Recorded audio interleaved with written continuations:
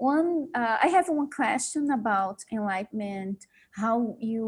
Because you described nothing like maybe most people would think about enlightenment.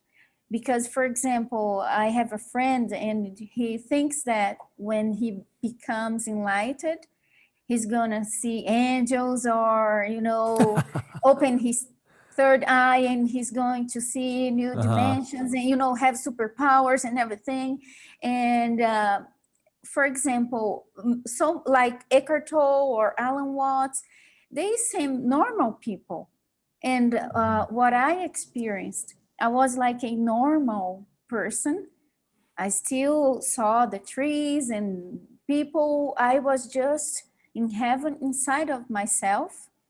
No thoughts, you just are.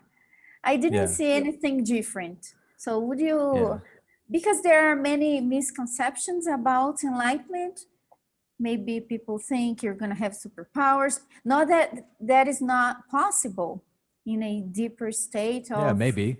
Yeah, but I think the goal must be not having superpowers, but actually finding heaven inside of yourself. Yeah, heaven is inside, isn't it? Yes. So the Buddha described enlightenment. His definition was just the end of suffering. Enlightenment is the state of consciousness that is absolutely available for the human, where what we call psychological suffering, which would be one of three emotions of sadness, anger, or fear. Those are the suffering emotions, right?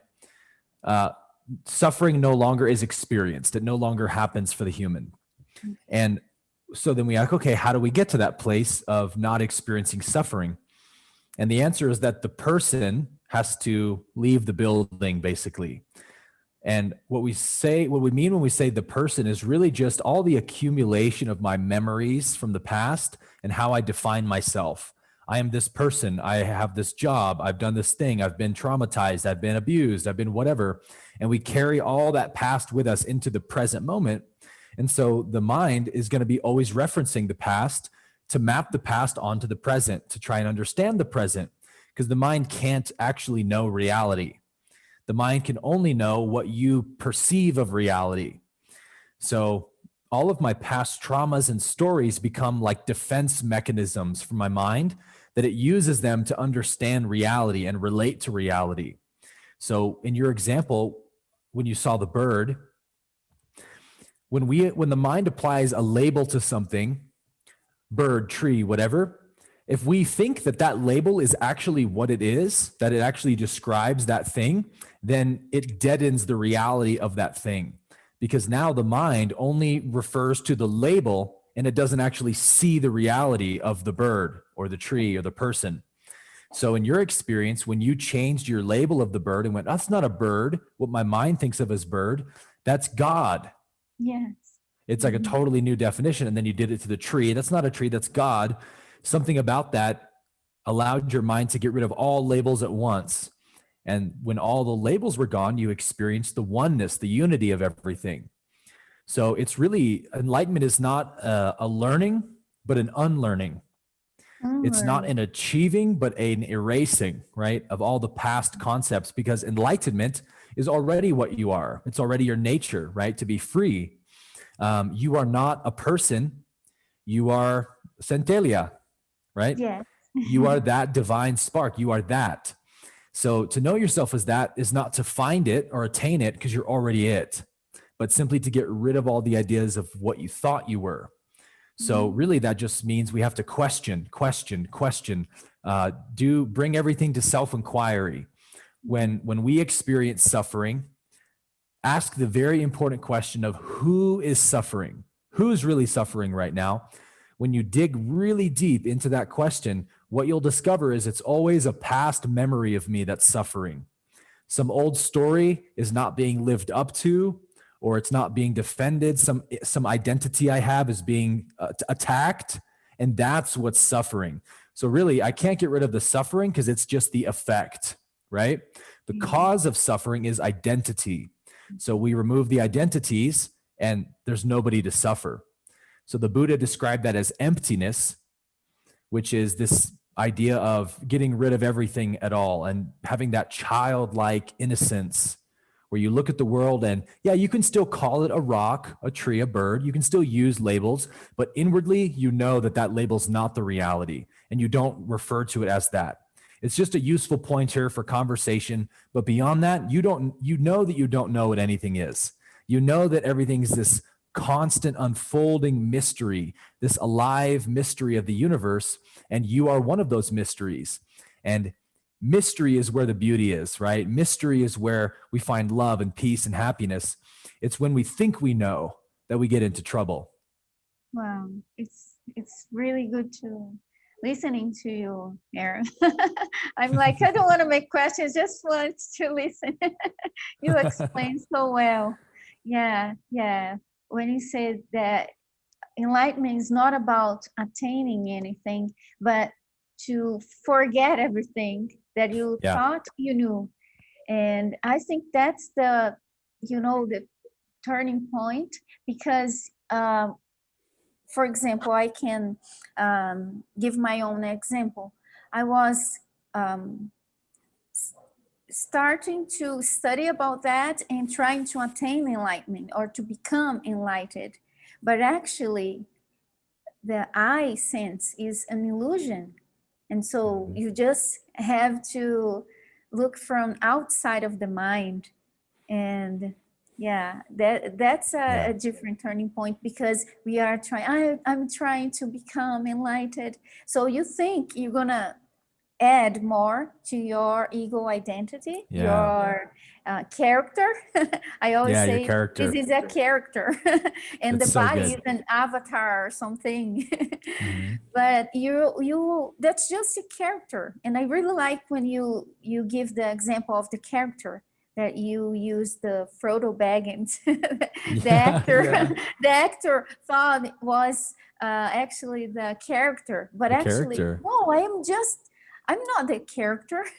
That's the character's problem, not mine. Yeah, the character's problem.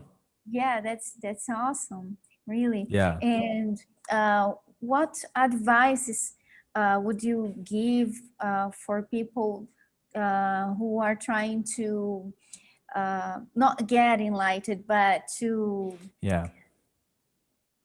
realize that state? To realize, because you don't become, you just realize it's already there. That's why it's so hard, because it's already there. You already are, but like exercise or something in the mind, or I don't know. For example, I read The Love One. Actually, I listened to and your videos of explaining. And one exercise that Ra teaches is to see the creator in everything. And that was the exercise that helped me to have that experience with the bird, with the tree, because I was for so many days, behold the creator, behold the one, behold God. And I was doing that for several days. And I think that helped me somehow. Big time, for sure. Yeah, it's interesting how it works, right? Because the working mind, the egoic mind that's built on creating labels for everything, it can only understand anything through labels. And that's the beauty of the state of emptiness, is that you don't go around telling reality what it is. Rock, bird, tree, person. I know what this reality is. It's the arrogance of ego. Instead, you let reality tell you what it is. And it whispers what it is to you in the most beautiful, silent ways. Like reality is silent. It doesn't speak a word, but yet it's constantly communicating. It's that paradox. So you really only know reality when you join with reality inwardly by not labeling it. And so it's interesting how we can have these, and many people have these enlightenment experiences that last for a few days or for a while, and then the ego comes back online. And in very, very rare cases, like Eckhart Tolle or Byron Katie, it never comes back online, and they stay that way. But for most of us, it does come back online because really what's happening is you have introduced such a radically new state of perception to the mind, and it doesn't understand it. And so it retreats for a bit and goes to the back of the room and sort of analyzes to try and understand this new mode of perception. And once it can come up with labels and terms for it, and it feels confident that it's condensed this new way that you're seeing the world, it'll come back and then try to talk to you about it and trick you to come back to the old way of thinking. And it does it in such a crafty way, you hardly even notice that it's doing it. Mm-hmm. So when I say the person, I like to define it like this. The person that you think you are is actually just a story built upon memories and then moved by desires. So it's like memories and stories, whichever you prefer to call it, and desires are what the person is. So if you get rid of your personal desires, which I would define as anything you believe can fulfill you or enhance you in some way or give you some happiness, that's the person's desires. If you get rid of desire, as Nisargadatta would often say, there's no person left. There's just that experience of emptiness and oneness with the universe. And you find that you are so unbelievably fulfilled inside that you can't possibly conceive of a desire. Like, how could I want anything when the abundance of the universe is just flowing out of my heart? Heaven is inside of me. You become desireless, which people confuse for not wanting to do anything. Like you'll sit on the couch, stare at the wall. You know what I mean? Yeah. And not at all, right? It's very much the opposite. You have much more vigor for life, much more appreciation and gratitude, and even curiosity to experience life. You'll want to go see the world and experience new things, but not from a standpoint of lack, right? Mm-hmm. I'm going on this trip to fulfill my aching heart that's so painfully empty. That's how the person goes on a vacation, right? The person's looking for fulfillment out of it. Yeah. But the enlightened mind wants a vacation just to experience more of the universe because it's out there and I got to go see it. Yeah. Like a child. So it's like a child, exactly. That open-eyed curiosity and wonder. Yeah. Everything is alive with mystery. That's oneness. And even if you had to be stuck in a room for the rest of your life, you'd still be just as wide-eyed and in that mystery because it's inside of you. It's not outside of you. Yeah. So to get back to your question of like, what's the best thing somebody can do to begin realizing this state? As we've been saying, you really can only get rid of the false because what's true is already here. So you shouldn't waste your time trying to find what's true, but just remove what's obscuring what's true, which is all your false definitions, your false beliefs of who you are. Get rid of that stuff, right? And the way we do that is through self-inquiry, as Ramana Maharshi would teach it, which is always to question the source of everything that arises. If there's a personal desire that arises, just question, whose desire is this? Is it the universe's desire or is it the person's desire? Mm-hmm. And you'll know the difference because it'll come from lack or from abundance, one of the two. Mm-hmm. And it's pretty easy to know the difference, right? So when you notice it's coming from lack, it's from the person, you just stay in that conviction of that's not me. You negate it. That's not myself. That's the person. That's ego. And over time, this is called neti in the Hindu tradition, which means not this, not this. You just keep refusing to give as often as you can because you won't catch it all the time. But slowly you'll begin to catch more and more of those subtle movements of the mind, claiming and identifying with everything. And you just say, no, that's not me. That's not me. And what I like to teach on my YouTube channel about ego, because there's a lot of sort of confusing ideas about ego out there, yes. To make it really, really simple, what is the ego? The ego is very simply the mental activity of identifying or the mental activity of claiming. So that's why we'll say that there is no ego, because ego is just a activity of the brain. There's no entity up there. There's no person up there. It's literally a function of the human mind. And it's that function which says, I did that. I thought that. I felt that. Me, my, I, mine. That's ego.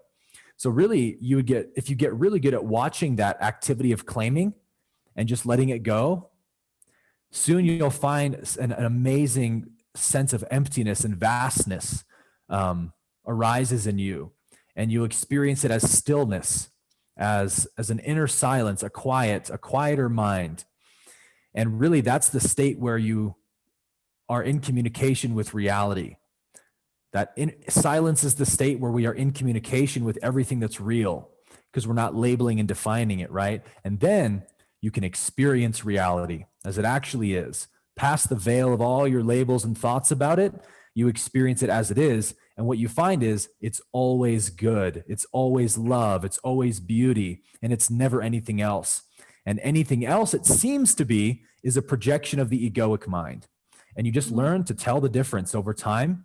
And as you fall in love with reality, that's where the real magic happens. Because when you're in love with somebody, does anyone have to remind you to think about your lover? I know, right? It's all you can think about. When you fall in love with reality, it's all your heart longs for. It's all you want. And so whatever stands in the way of your communication with that reality, judgments, self-doubt, insecurities, etc., you just learn to move your heart away from them. No part of me wants that. I don't care about that story. I'm not interested in that idea. I want reality. I want love. I want oneness. And that's what brings that state about and makes it a permanent state once you fall in love with it.